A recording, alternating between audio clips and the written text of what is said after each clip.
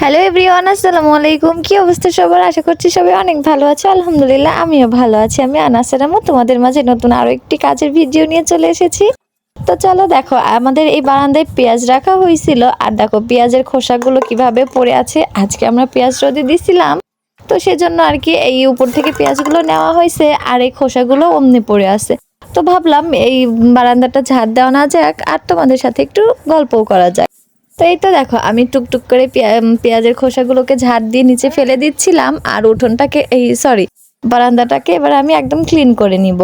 আসলে কি জানো, গ্রামের বাড়িতে না যতই পরিষ্কার পরিচ্ছন্ন করো, কোথা থেকে যে ময়লা এসে জমা হয় বোঝাই যায় না। সারাদিন যেন এই সাফ সাফাই করতে থাকলেও ঘর দোর পরিষ্কার দেখায় না।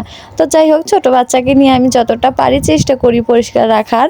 তো তোমাদের আমার ভিডিওগুলো কেমন লাগে কমেন্টে জানিও তো, আর কে কোথা থেকে আমার ভিডিওগুলো দেখো সেটাও অবশ্যই কমেন্টে জানাবা। আর আমি না তোমাদের নামগুলো পরবর্তী ভিডিওতে নেওয়ার চেষ্টা করবো ইনশাল্লাহ। তো দেখো, এখানে আমি বারান্দাটা ঝাড় দেওয়ার পর নিচে যে খোসাগুলো ফেলে দিলাম সেটা পরিষ্কার করে নিলাম। আর দেখো, এখানে আমার সোনা বাচ্চাটা আ করছে, মাশাল্লাহ বলে দিও তোমরা সবাই। তো দেখো, এবার না আমি ওই ফুল গাছটা থেকে আমার একটা ফুলের প্রতি খুব নজর গেল, তো ফুলটা তুলে কানে গুজে একটু ভাবসাব নিলাম আর কি। সে যাই হোক, তোমরা ভালো থেকো, সুস্থ থেকো, আমার ভিডিওগুলো দেখো, আর আমাকে একটু সাপোর্ট করো, সাবস্ক্রাইব করো। ততক্ষণ ভালো থেকো, আজকে আসছি, আল্লাহ হাফেজ।